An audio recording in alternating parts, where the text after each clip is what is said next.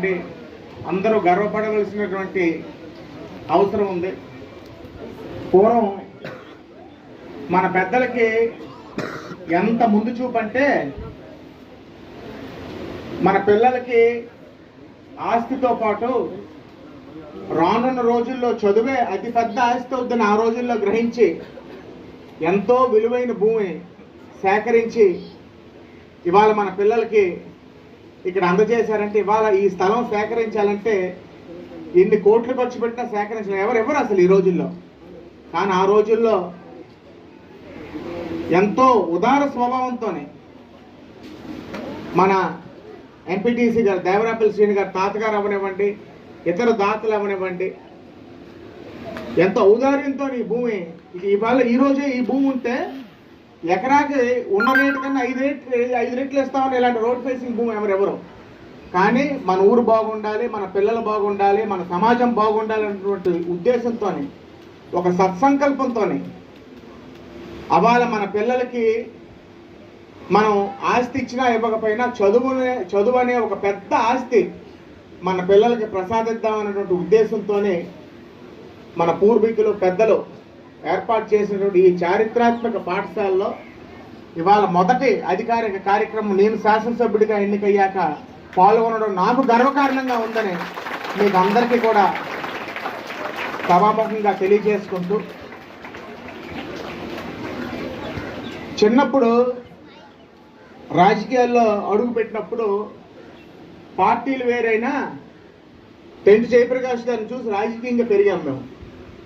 Tent Jayaprakash గారితో ఉన్నటువంటి స్నేహం అవనివ్వండి, నా అన్న మొదటిసారి శాసనసభ్యుడు అయినప్పుడు కూడా అనేక సార్లు మొదటిసారి శాసనసభ్యులు అయినప్పుడు పద్ధతులు ఎలా చేయాలి, శాసనసభలో ప్రశ్నలు ఎలాగేయాలి, పనులు ఎలా చేయించుకోవాలని అన్న కూడా ఏ డౌట్ వచ్చినా టెంట్ జయప్రకాష్ గారిని అడిగే నేర్చుకున్నాడు. అది అనేక సందర్భాల్లో చెప్పాడు కూడా అన్న. మరి అలాంటి వ్యక్తులు ఇవ్వండి అందరూ గర్వపడవలసినటువంటి అవసరం ఉంది. పూర్వం మన పెద్దలకి ఎంత ముందు చూపు అంటే మన పిల్లలకి ఆస్తితో పాటు రానున్న రోజుల్లో చదువే అతిపెద్ద ఆస్తి అవుతుందని ఆ రోజుల్లో గ్రహించి ఎంతో విలువైన భూమి సేకరించి ఇవాళ మన పిల్లలకి ఇక్కడ అందజేశారంటే ఇవాళ ఈ స్థలం సేకరించాలంటే ఎన్ని కోట్లు ఖర్చు పెట్టినా సేకరించలేదు ఎవరు అసలు ఈ రోజుల్లో. కానీ ఆ రోజుల్లో ఎంతో ఉదార స్వభావంతోనే మన ఎంపీటీసీ గారు దేవరాపల్లి శ్రీని గారు తాతగారు అవనివ్వండి, ఇతర దాతలు అవనివ్వండి, ఎంతో ఔదార్యంతో ఈ భూమి ఇవాళ ఈరోజే ఈ భూమి ఉంటే ఎకరాకి ఉన్న రేటు కన్నా 5 రెట్లు ఇస్తామని ఇలాంటి రోడ్ ఫేసింగ్ భూమి ఎవరెవరు. కానీ మన ఊరు బాగుండాలి, మన పిల్లలు బాగుండాలి, మన సమాజం బాగుండాలి అనేటువంటి ఉద్దేశంతో ఒక సత్సంకల్పంతో